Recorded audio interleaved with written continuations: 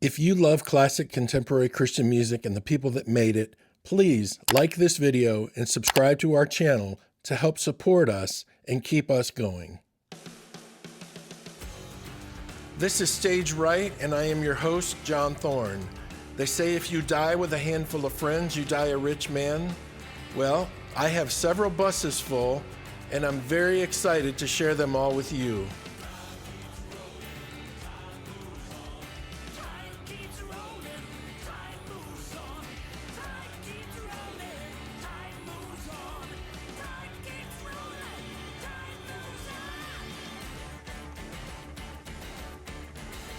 This is Stage Right. I am your host, John Thorne. Thanks for joining me today for episode 10, double-digit episodes, number 10.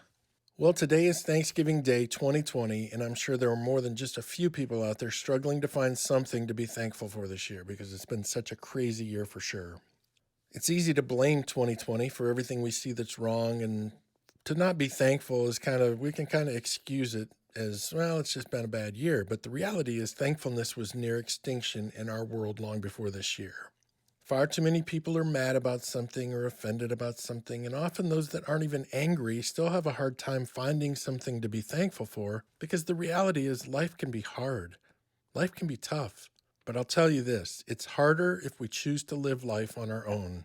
My grandma used to have a prayer hanging on her wall in her kitchen, and when I would go see her, I would sit at her kitchen table and I would look up and read, "God grant me the serenity to accept the things I cannot change, the courage to change the things I can, and the wisdom to know the difference." If only that had sunk in deeper and lasted longer. Serenity comes from the word serene, which means clear and free of storms or unpleasant change, shining bright and steady. Webster also says thankfulness is being conscious of benefits already received. 1 Thessalonians 5:18 says, "Give thanks in all circumstances, for this is God's will for you in Christ Jesus." I've always heard, give thanks in everything, give thanks in all circumstances. It's the right thing to do. But I never caught this part of the verse until this week. For this is God's will for you in Christ Jesus. So if you want to know God's will for your life, start by doing this. Make a list of things you're thankful for, and then read that list to Him, because every good and perfect gift comes from heaven above. My guest today is Scott Stearman. I've known him for 20 years. He's a master sculptor, author, and speaker. He'll be coming up shortly. Hey Rockstar provides digital marketing software and services to generate more leads, more exposure, and more revenue for your business or organization. Let Hey Rockstar amplify your awesomeness. Ladies and gentlemen, welcome my good friend, Mr. Scott Stearman from Oklahoma. How are you, Scott? Hey, John. Man, it's awesome to be with you, really. Well, I'm excited to have you on today. So before we get started, though, give everyone a little background on who you are, where you came from, your church background, etc. Yeah, I was born the son of a Nazarene pastor, and so I was the preacher's kid my whole growing up years, and Dad would take different churches in different areas. Grew up in Kansas, lived in Ohio, went through high school in Detroit, and went through college in Oklahoma, where I met my wife. And we started, it's been 42 and a half years ago 42 years. that she and I got married, and that's been awesome. She and I, we've had a great adventure. Went to Kansas City for 7 years, and I worked in film and video production, and then moved to Colorado, and I continued to freelance in film and video production. But the reason I moved to Colorado was I came home one day with the great announcement to my dear wife, who is so awesome. Honey, let's move to Colorado. I'm going to be a sculptor. that John, that was the long and the short of my business plan. You know what's funny? That seems like a conversation you would have with your wife when you're like 19. Oh no, I was 32. I know. I was 32 when I made that proclamation. And the great thing about the girl I married, she said, "I want you to chase your dream. I'm willing to do whatever it takes." That is so awesome. And we sold everything, loaded up a U-Haul trailer, and headed to Colorado. I figured if I'm going to be a sculptor, I'll go live in the mountains that I fell in love with as a little boy. Right. And we were out there 35 years. Just moved to Oklahoma a couple of years ago to be close to my mom. She's 92, so there you go.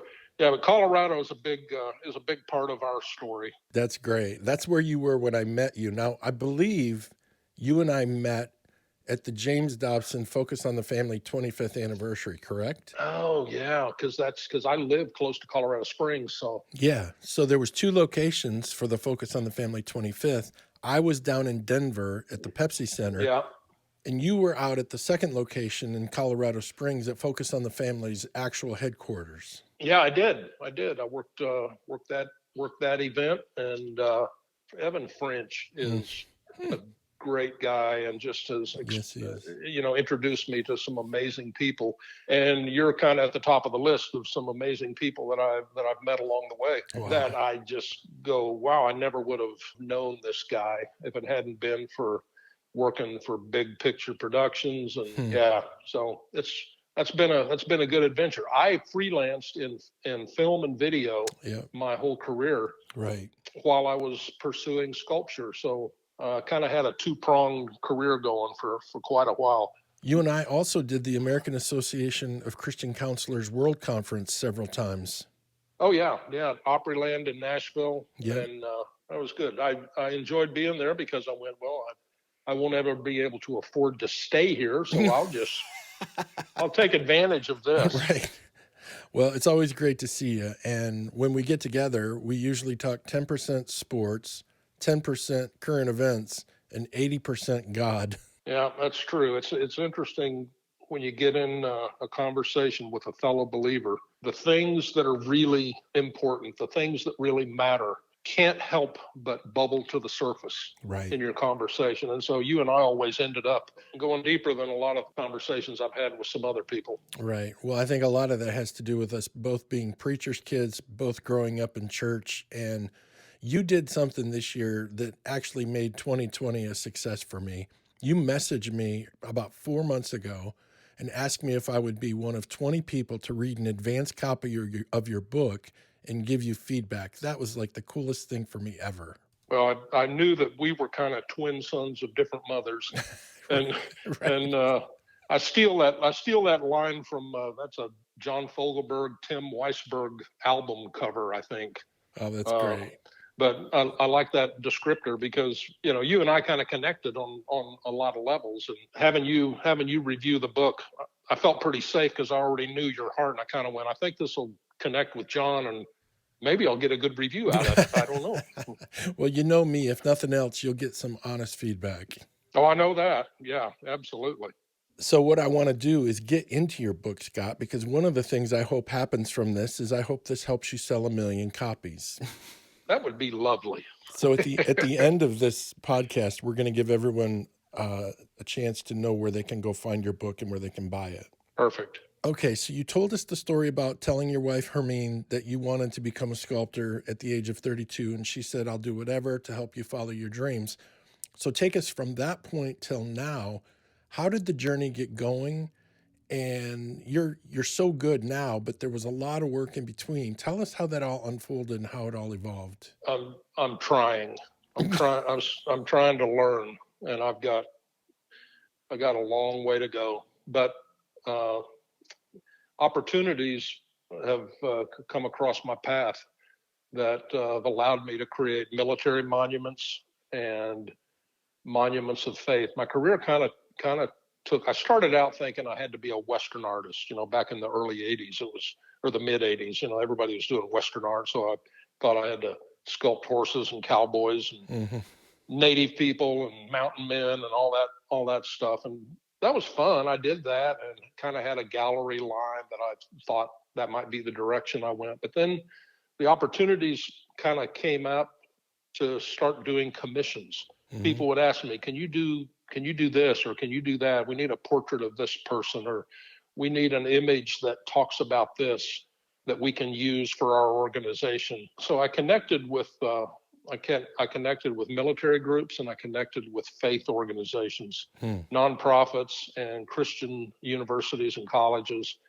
And so the themes of my work, if you go to my website, you'll find that the themes of my work really go in those two directions. It's really a patriotic, honoring military people and honoring people in Christian service. And I realized that those themes of honoring service and sacrifice really applied to both arenas, and it came out of the same place in my heart of wanting to honor people who serve and wanting to honor people who sacrifice. And I have firsthand experience in my life of people who impacted me with their heart for service and their sacrifice and what they've done with their life.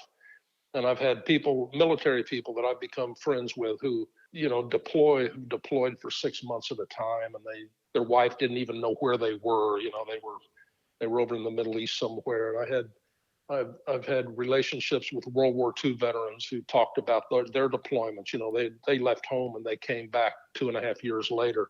Right. Just those stories of personal sacrifice. Then I'm married into a family of missionaries. My wife's parents were missionaries in Africa. She was actually born over there, raised over there, didn't come to the U.S. permanently until she was 18. Oh, wow. And that's when I met her. She came to college from Africa. And so she left South Africa, British boarding schools, and came to Oklahoma. Marrying into her family, I saw an amazing story of people who put their life on the back burner for the sake of others. And many times, I watched her mom and dad serve in Africa, and they went over there and stepped into the unknown for the sake of people that they did not even know, but they already loved tremendously. So that's a big learning. So my book is titled, What Does Your Jesus Look Like? And it really comes out of a live talk that I've done many times for churches and Christian organizations by the same title, What Does Your Jesus Look Like? And it really uses the creation of a sculpture of Christ as a metaphor for that question. The idea being we are all sculpting for a watching world. We are all sculpting an image of what Jesus looks like. And so the Jesus I'm sculpting with my life, for the people who are watching my life, may look different than the Jesus you're sculpting with yours. So I like the metaphor of sculpting the face of Christ for all of that. I mean, it's not a new idea. Anybody who's been around the church long enough, you've heard the idea stated, well, you may be the only Jesus that people see, or it's that idea. Yeah, we are his masterpiece. Yeah, revisited, but through the metaphor of sculpture, because that's what I do. So I'm sculpting the face of Christ. And what does your Jesus look like? Well, then when I looked at my wife's family, I realized, wow, their Jesus looks better than mine. I'm looking at them and I'm thinking, they're people who've given their life for the sake of others. Right. And then I look in the mirror and I go, my Jesus doesn't really look quite like that yet. So I realized it's a journey, and it's a journey for every one of us who are believers, who are on this faith journey. Right. We're on this journey, and all of us are at different places. The Jesus I'm sculpting with my life looks different than the one you're sculpting with your life. And it's impactful for the people who are watching us. And I'm not always successful at that. Well, most people aren't successful at it 100% of the time, but as believers, those that really have a heart for God, we never give up trying to get it right. Yeah, one of my big learnings that I talk about in the book was one day in my studio, the phone rang and a guy said, he said, you don't know me, but I want you to do a 10 Commandments monument for me. And, I said, yeah, absolutely. What do you want it to look like? He said, you design something, get back to me, let me know what you come up with. So I designed this monument. Well, I'm in my studio and I'm working on the tablets, the ones that Moses carried down from the mountain. And I'm thinking Moses, he was probably a pretty strong young guy.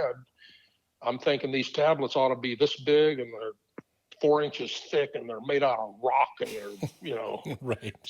So I've got these things in front of me, and I'm working on them in my studio. And I'm thinking, okay, 10 Commandments, preacher's kid, I got this stuff. I don't have to think about this. This is just, I'm just creating a thing here, and I don't have to think much about the meaning of this right now because I've already dealt with that. I've been in Sunday school.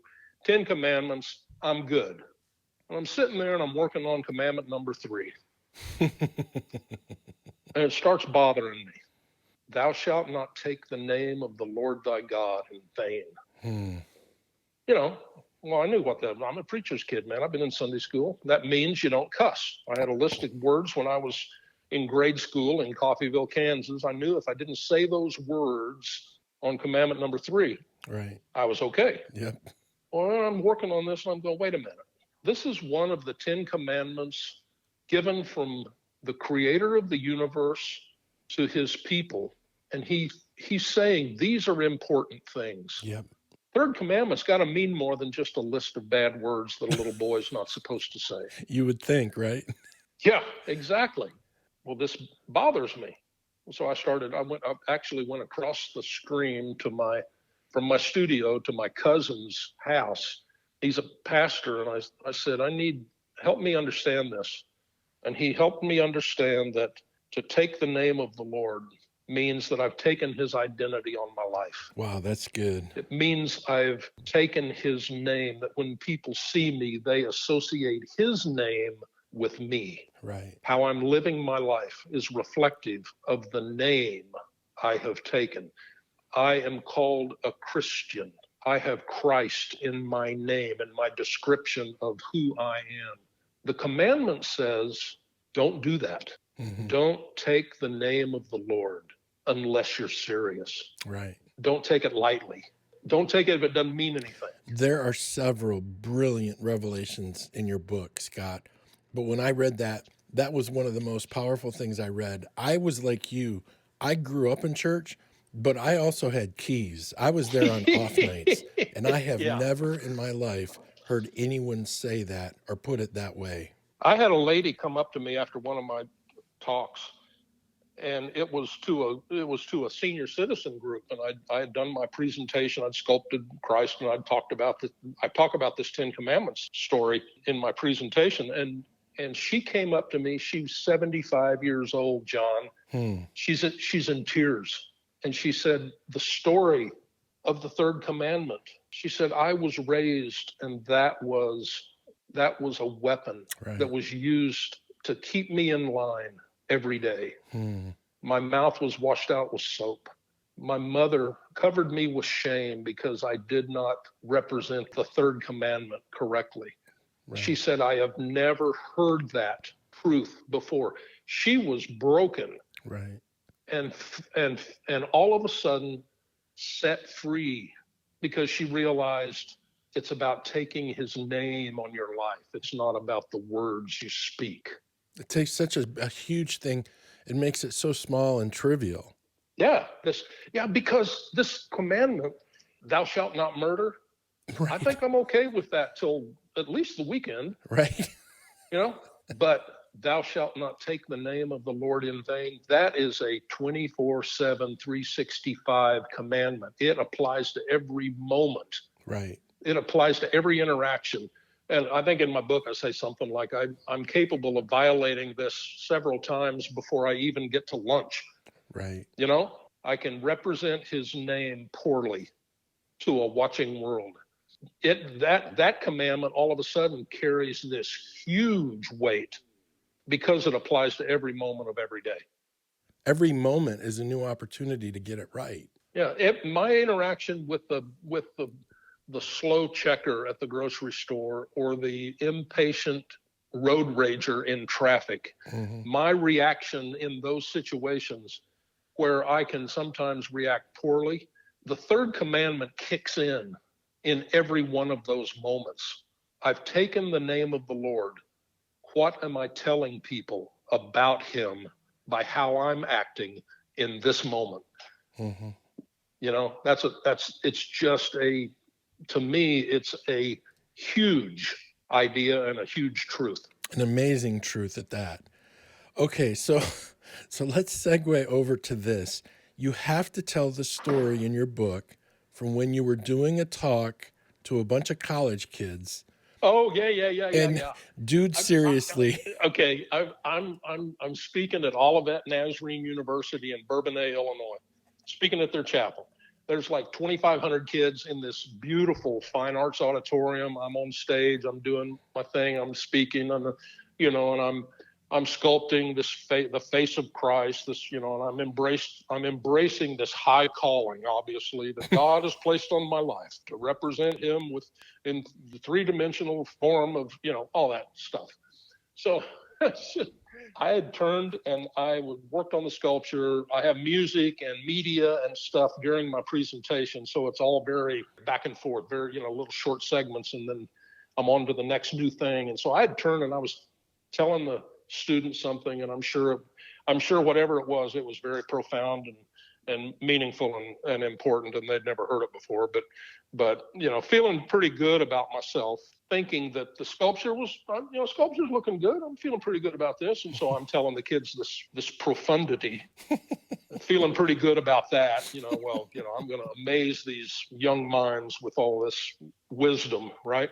Right. So I turn around. I'm talking to the kids. I turn around and I'm going back to the sculpture, and I am not kidding, John. As clear as anything, it wasn't audible, but as clear as anything, out of the blue in my mind, I heard the voice of the Spirit. And I turned to the kids. I said, "You guys, you're not going to believe this, but I said, I feel like the Spirit just spoke to me." So they all kind of are leaning in. Right. Oh man, what is this revelation? I said, I just turned back to the sculpture. I'm telling this to the students. I just turned back to the sculpture, and as clear as anything in my mind and in my heart, I heard these words: "Dude, my nose is bigger than that." Because he was Jewish. Yeah, I had sculpted the quintessential European, blue-eyed, blonde-haired European Jesus, and he's probably looking at that going, "That doesn't look like me at all." That is so funny. Yeah. So that was fun. So did they believe that you heard that, or did they think you were messing with them? I don't know. Public speaker. Right. I got a good laugh. I'll bet. They cracked up when I told them, because I said, I don't know what's more surprising about that. I'm shocked that the Spirit would speak so clearly when I wasn't looking for it. I wasn't asking for it. I wasn't praying. But I was more shocked that the Holy Spirit would actually use the word "dude." Right. Right. Well, it made me happy because I used that word way too much. So I was excited when I read that. There you go. All right. So let's go to page 74, where you talk about salt, and give everyone the analogy and your definition and where that story came from. Yeah. The metaphor from Matthew 5, "You are the salt of the earth, you are the light of the world." I was working on a video project years ago, and I had a friend. His name was Jim Garlow. He was most recently the pastor of Skyline Wesleyan Church in San Diego, and now he's the founder of an organization called Well Versed, and he's very active in Washington with Christian principles in government. So. But he and I were working on this video project, and he was talking about Matthew 5. And, I'm like you, John. I'd always heard, you're the salt of the earth. Well, salt flavors and salt preserves. I'd always heard those attributes given to what it means for us to be salty. We're to flavor society. We're to preserve society. But that day, Jim told me something on camera when he was talking about that verse in Matthew 5. He said the most impactful truth about salt is that it creates thirst. So when Jesus said, "You're the salt of the earth," it's like every day the life I live should create thirst in others for the living water of Christ. I love that. Yeah, it's a huge idea about being salt. I'm to create thirst. So how I live every moment, day to day, does it create thirst? Does it draw people to Him?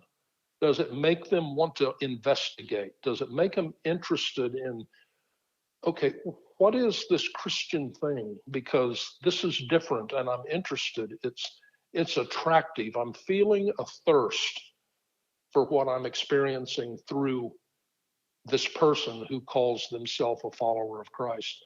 That's the challenge. Yeah, that's a big idea. Yes, it is. Okay, so let's get to the 3 questions that you list in the book that you ask yourself. 3 very practical questions that you ask yourself while Yep. you're sculpting. Does this add or detract? My sculpting process has become a metaphor for what I see in the Christian life and in life in general.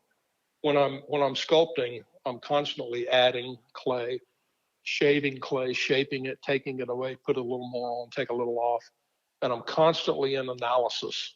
Am I adding to the end result, or am I doing something that's making the end result worse?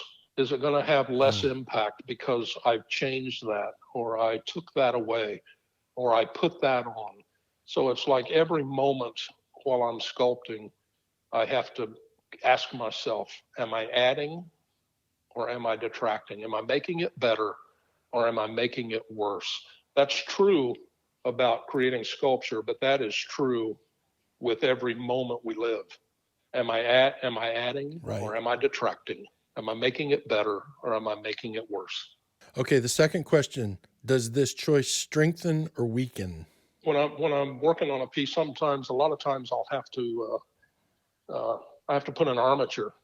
Like if it's the wing of an eagle, I have to put an armature, something on the inside that'll give it foundational structure that'll hold it up. And if I don't think about the integrity of what I'm creating, it may be okay for a while. I may sculpt it and it may look right, but it won't have the foundational strength. And eventually it'll droop and fall and maybe even eventually break because it doesn't have any structure.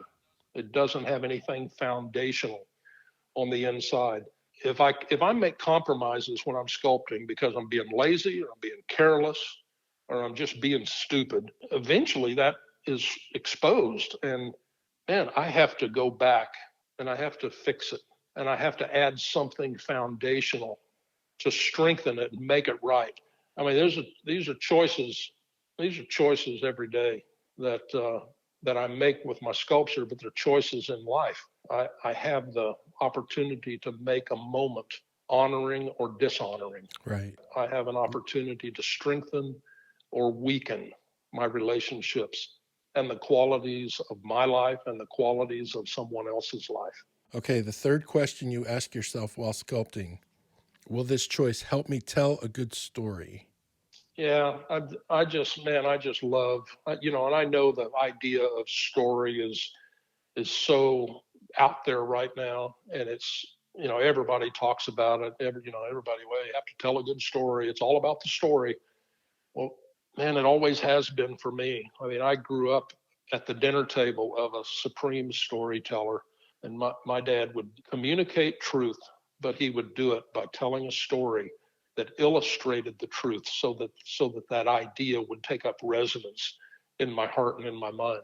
So when I'm sculpting, am I telling a good story? Is the end result of this sculpture going to communicate, what I referred to earlier? Is it going to communicate well the mission and the truths that the client is hoping that I'll be able to capture in this 3-dimensional image? More than that, the metaphor of that, I have to ask myself that when I'm sculpting. Am I telling a good story here? Is this going to confuse people, or is this going to add clarity? But it really becomes a metaphor for life. I think in my book I refer to an idea that I heard from Don Miller on one of his podcasts. Yeah, he said if your life was a movie, what would be the reviews? Tragedy, adventure, comedy, disappointing, thrilling, waste of time, best story ever, love story, bad ending, inspiring, triumphant. All of the above. So am I telling a good story with my sculpture? But the question that I'm asking in the book is, am I telling a good story with my life? Right. At the end of my life, will they say, that was a good story? That's a movie I would go see. You told a good story and you got my nose right. Well done. That's great. I want to ask you this. Yeah. Of all the work you've done, now a piece of commissioned art is when someone pays you to make a certain thing for them. It's not the same as if you make something and it's on display at an art gallery and you just go buy it off the shelf. A commission is something someone pays you specifically to make for them. Of all of the pictures on your website, of all of the works of art that you've been commissioned to make, which one is your favorite? Probably the next one, because I get so jazzed and excited about the idea. The thing that energizes me tremendously on doing a commission, like especially the monument stuff, even though I do small commissions that are desktop size, but the monument stuff energizes me because I'm telling a story, and it's a story that once I take my hands off of it, and there's spiritual truth here too. Once I take my hands off it, it's not mine anymore. And so I have to be a good steward of the message. And so I love the challenge of doing a commission for somebody, and the challenge of making sure that I tell their story well, because it needs to represent their messaging. It needs to represent their values, who they are, what they embrace, what's important to them, what's their mission, those kinds of questions. So when I'm working on a big sculpture, that's the stuff that just gets me energized, when I know that I'm on message, and the images and the composition is going to communicate that, and it's going to communicate it clearly. The truth is, and I'm very aware of this, everything I have done will outlive me. Right. All the bronze that sits on college campuses and in churches and in front of nonprofits and all that stuff, it's all going to outlive me. Yes. Which puts a sobering reality in front of me every day in my studio, that I need to make sure I tell the story well, because the day will come when I won't be around to explain, and it has to stand on its own merit. So I think this is like music. I think, John, when you write music, you write a song, that song is going to outlive you, and it needs to communicate what you want to communicate long after you're gone. Not here to explain it. Right. Somebody else is singing it. Well, the sculptures that I create are going to outlive me, and they have to communicate clearly and communicate well. So I don't really have one piece where I'd say, well, this is my favorite thing I've ever done. I just get so energized when I know that I'm on message, and I'm telling a good story, and I'm going to help an organization or an individual, a family or a business or a school or a church, clearly illustrate their mission and their values and the truths that they embrace. So Right. That's the stuff that really gets me excited. That's a fantastic answer, Scott. I was not expecting that one. I love that. My favorite commission is the next one. Yeah, true. Well, that is so great. Your favorite song will be the next song you write. The next good song I write. Yeah. Well, yeah, there might be some of those, but still. Right.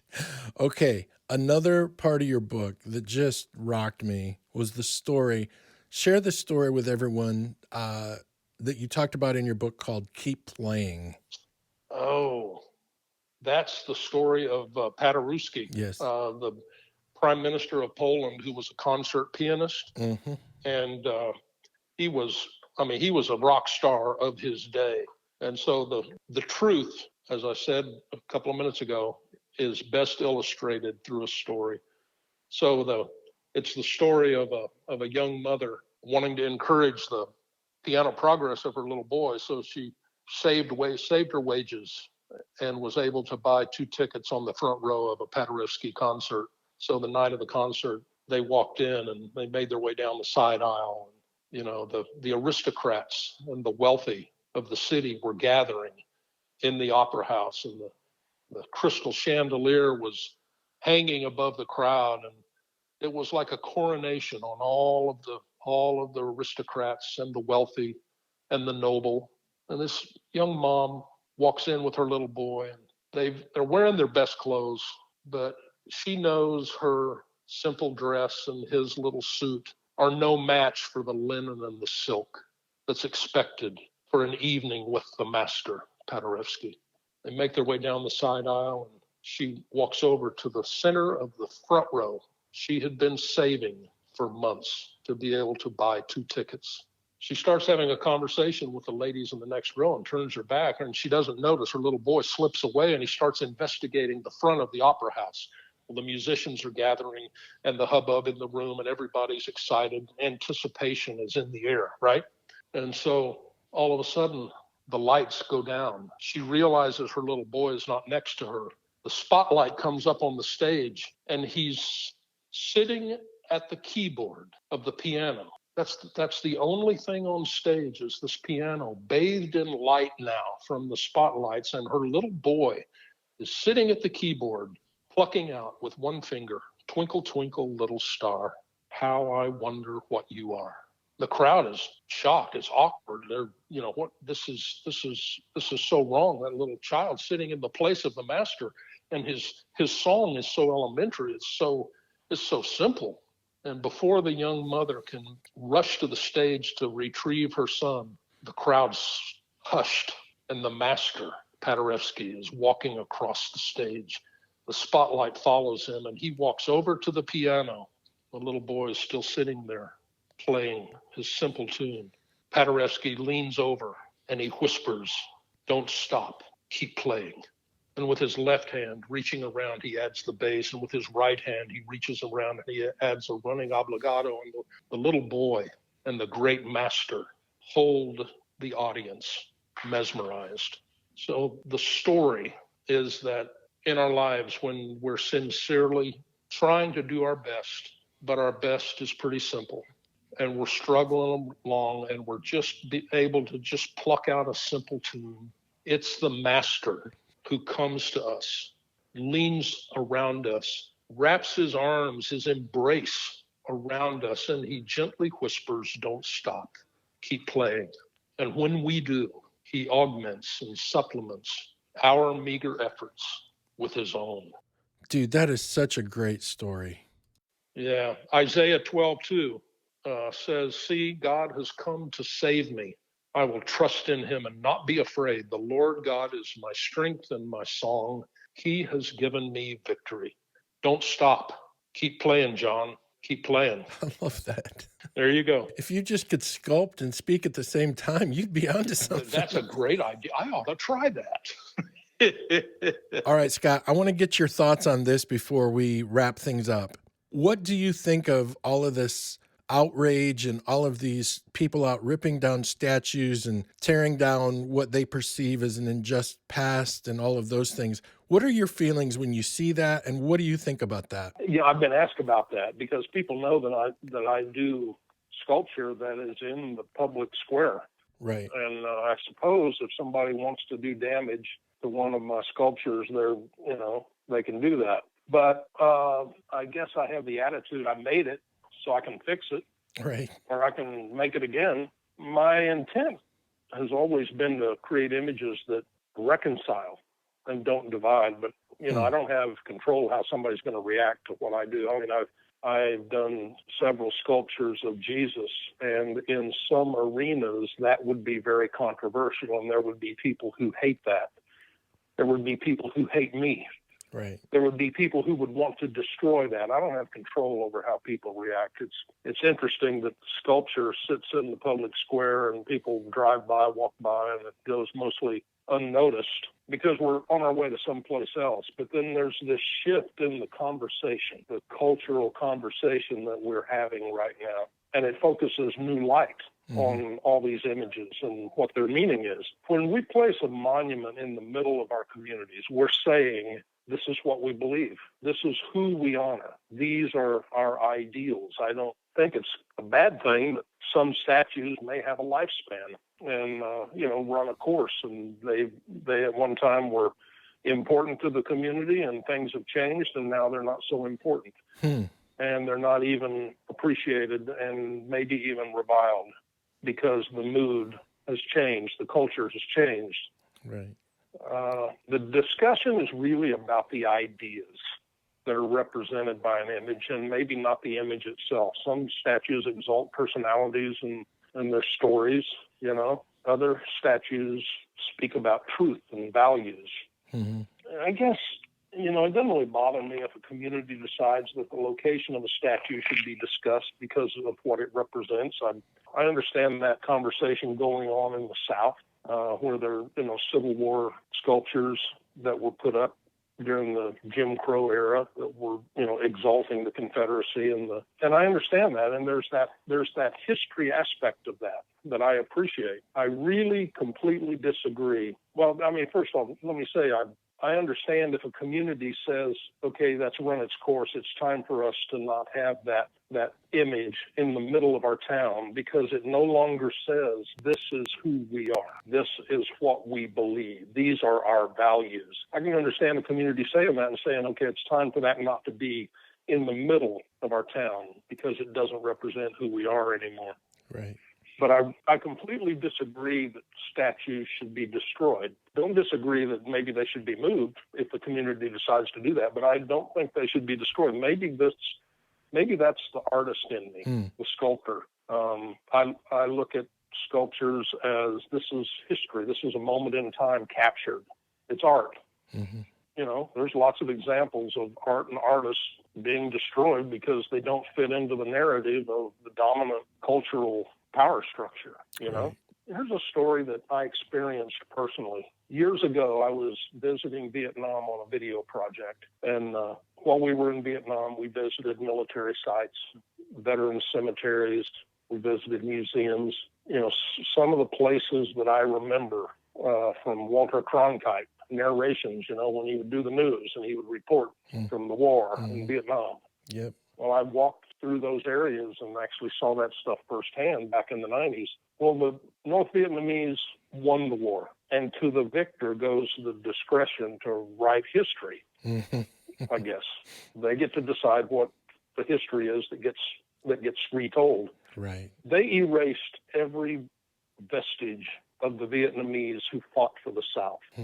There are no military cemeteries. There's no mention of them anywhere. They have erased and written a new history. Interesting. As the victors, they have the power to do that, right? Right. You know, I love history and the lessons to be learned from remembering the past, but remembering the past is completely different than celebrating the past. Exactly. Remembering an era in our history is way different than saying we celebrate that. Yes. There's a whole lot about our history that I don't want us to forget, but I don't necessarily think we should celebrate. We should never forget slavery.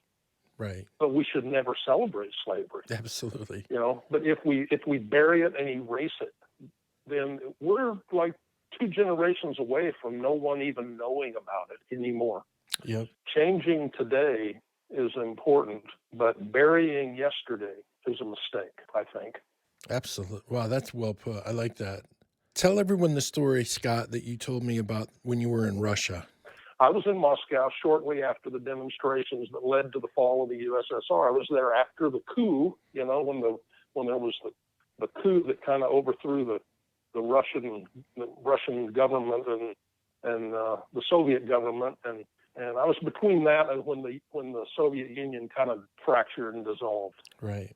Demonstrators during that coup had torn down statues of Marx and Lenin and the founding father of the KGB. I don't even remember his name, but I visited a park where they took all these statues and they were all laying on the ground. That is crazy. Nothing distinguished or regal about them, laying in the mud.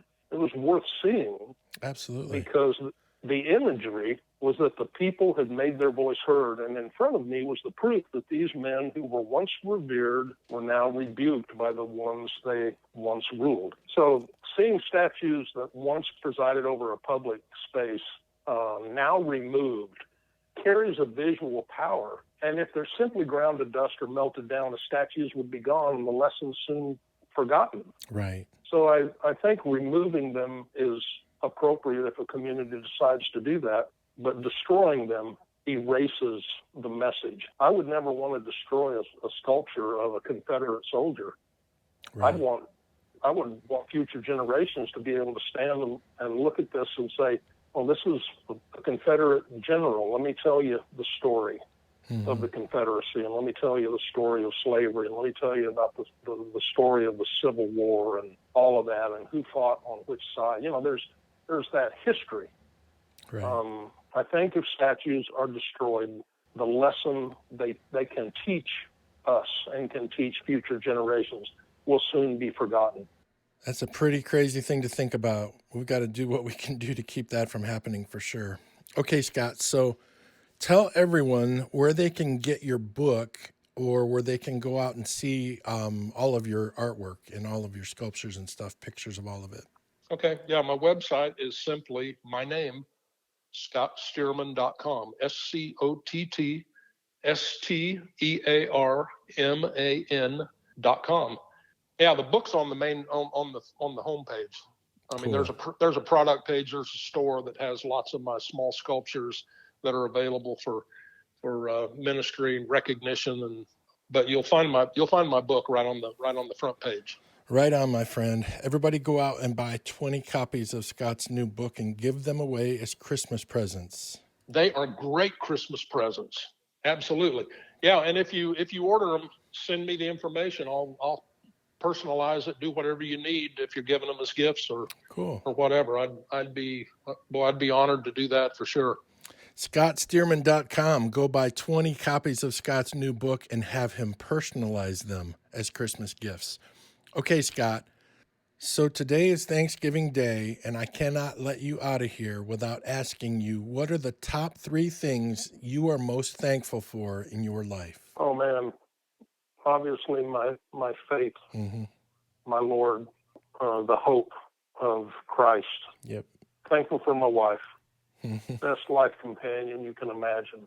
Absolutely a huge gift. When I look at her, it's God has given me the desires of my heart, and having a home that is so full of joy. Yeah. That's great. Yeah, those 2 things. That's awesome. The third thing is, and I'm thankful that He has given me a voice. And years ago, when I was a little kid, I remember hearing a sermon. I don't know, it was probably in church camp or something. But I remember it was probably a sermon about Solomon or something. But I remember thinking, man, if you had wisdom, that'd just kind of make everything else fall into place. So I prayed for that. I prayed for wisdom as a young kid. That's where I'm just excited to be chasing that idea of becoming wiser about life and being able to look at things hopefully through the clear lens of what is true. Right. So I'm thankful for those. That's awesome, man. Thank you, dude. I appreciate your time. Hey, man, it's an honor to be here. Happy Thanksgiving, everybody. Happy Thanksgiving, Scott. And tell Hermine I said happy Thanksgiving, and you guys have a blessed week, okay? Hey, John Thorne, buy his records, buy his books. The man is a legend. Oh, man, that's too funny. See you, man. See you, Scott. Hey Rockstar provides digital marketing software and services for your church to generate more interest, create more exposure, and reach more people. Let Hey Rockstar amplify the awesomeness of your ministry. And, as always, Hey Rockstar is a proud sponsor of the Stage Right with John Thorne podcast. Thank you for joining me today. Thank you, Scott Stearman. Thank you, Hey Rockstar. My guest next Thursday, Ronnie Cates, legendary bass player from Petra. Happy Thanksgiving. Have a fantastic week.